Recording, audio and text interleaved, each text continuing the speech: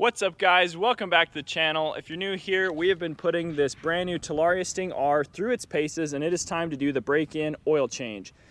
If you've seen previously on our channel, we did an oil change on an older Sting MX3, but Talaria has updated the manual and said some changes need to be made to how often you're doing the oil change and how much oil you're putting in. If you guys like our Talaria content so far, please consider subscribing. We're growing the channel. Let's head in the garage and Reed's gonna show us how to get this done.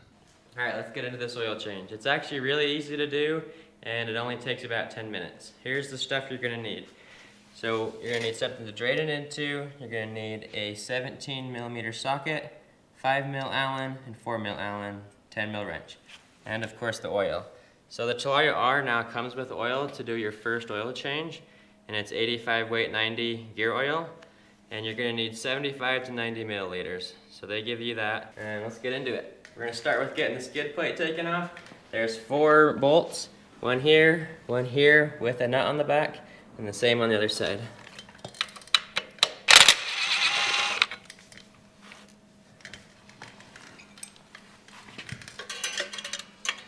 That's what your 10mm wrench is for, to wrench it back behind there.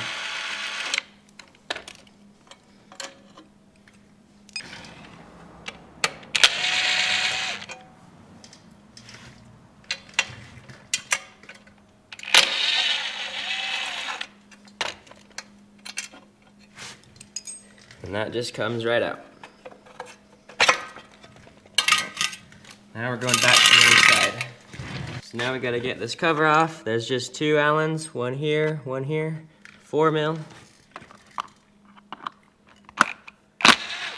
Whoa. Don't let your bike tip over.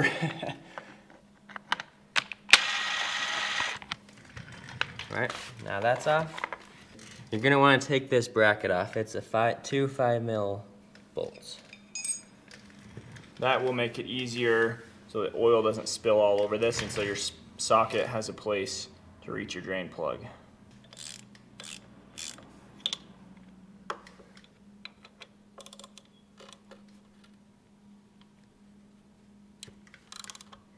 That one's snug? Yep. You can even just leave this back one on loose. Because it's out of the way now. And let's get our 17 socket. Get this drain plug taken off. Get your oil catcher underneath. And this one is usually really tight. You might need to heat it up, but let's give it a try.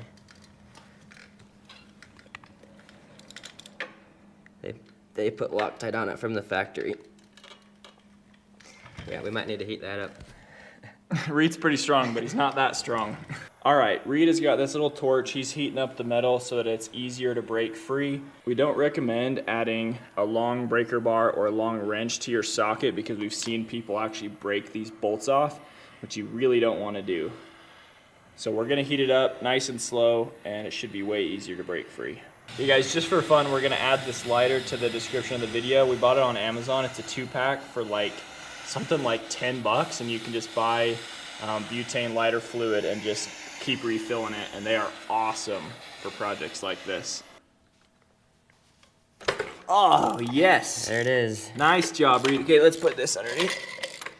Then you're gonna wanna unscrew this so it has something to vent out of as well. Yeah, so just the very top here is where you pour the oil in. Yeah. You can see the oil right there.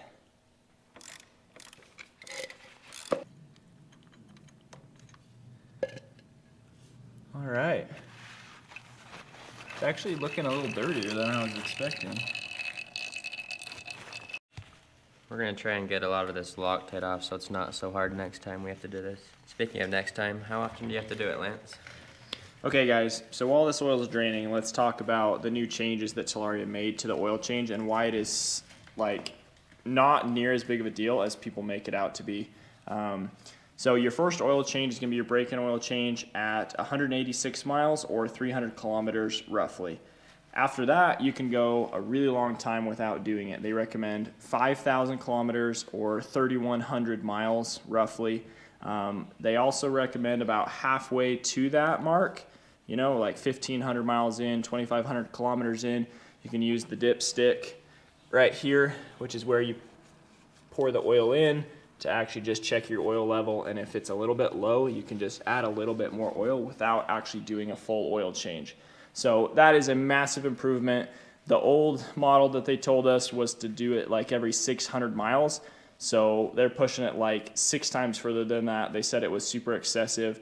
So really, you guys, if you're buying a Talaria, you pretty much got to do one break-in oil change really quickly, and then you don't have to do one for thousands and thousands of miles. And I would say that is a huge benefit. Even though this is the Talaria R, those specifications actually apply to the old Talaria MX3 as well, so that's pretty awesome. Alright, most of the oil's done draining out. We got our drain plug cleaned off as best as we could. We're gonna get it put back in. So the torque spec is 25 newton meters or 18 foot-pounds.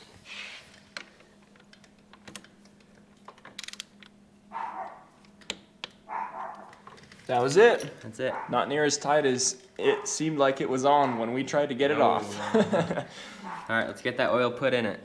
Okay, Reed's getting the oil bottle opened up. We recommend propping your front tire up. Alex is kind of holding ours up for us, but it just makes it easier to pour the oil in with the way that the gearbox is actually like situated on the bike and where the oil actually sits. So it doesn't mean you can add more than 75 to 90 milliliters, which is what is recommended now with the new updated standards. So it'll be easier to pour in, but you still do not want to overfill it. Okay, Reed, let's pour it in. I would just go real slow so it doesn't overflow. This bottle they give you with the Sting R makes it so much easier. It's exactly the right amount, and it's nice and easy to pour slowly. Alright, we got the whole bottle poured in there. Let's get the cap put back on.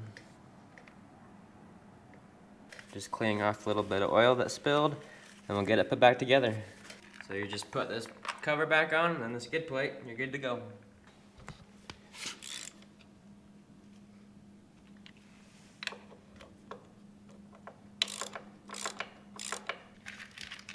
Now let's get this cover on.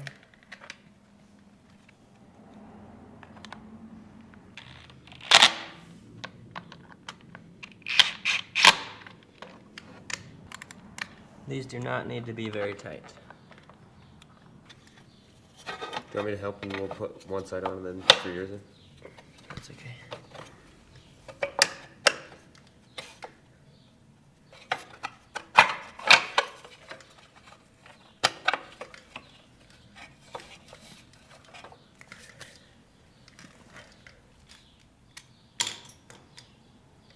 And then I would get all 4 of these bolts in loosely and tighten them all up after.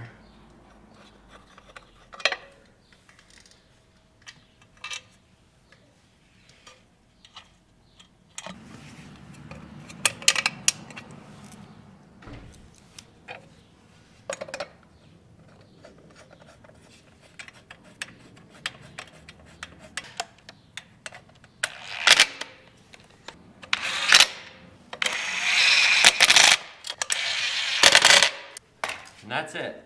That's how easy it is. All right, guys, that is going to wrap up the first oil change on our new Talaria Sting R. We will leave a link in the description if you need more gearbox oil for the correct kind to buy, and we will also list all the mileage increments that you need to be changing your oil and checking it at. Please consider subscribing, guys. We have tons more e-bike content on the way. We hope you enjoyed this video, and we will catch you next video. See ya. See ya. See ya. Oh wait, thanks for watching How To's with Reed. We'll see you later.